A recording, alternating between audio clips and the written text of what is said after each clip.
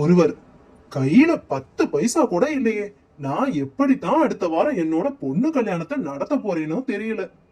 இன்னொருவர், அட ஏன்டா கவலைப்படுற, இந்தா 10 பைசா, போய் உன்னோட பொண்ணு கல்யாணத்தை ஜாம்னு நடத்து.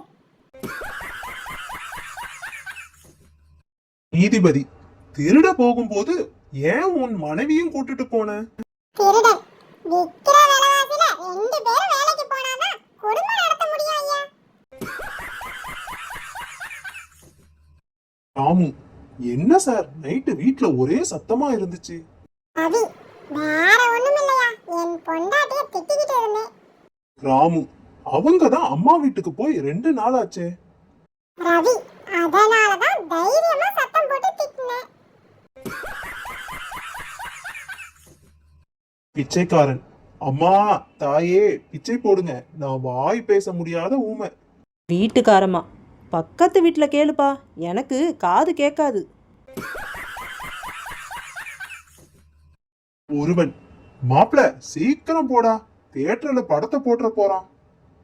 இன்னொருவன், இதுக்கு மேல வேகமா போனா அப்புறம் நம்ம படத்தை நாளைக்கு நியூஸ் பேப்பர்ல போடுவாங்க. ரகு, கல்யாணத்துக்கு முன்னாடி எனக்கு கந்தன் முருகனைத்தான் ரொம்ப பிடிக்கும். ரவி, அப்போ பின்னாடி? ரகு, அட அதை ஏன் கேக்குறீங்க, கல்யாணத்துக்கு அப்புறம் நான் வேண்டாத தெய்வம் இல்ல. ரவி, எதுக்கு சார் பரண மேல உட்கார்ந்துட்டு இருக்கீங்க? கணேஷ், வேண்டாத பொருளை எல்லாம் பரண மேல தூக்கி வைன்னு என் பொண்டாட்டி கிட்ட சொல்லிட்டேன். அவ என்ன தூக்கி முதல்ல வச்சுட்டா.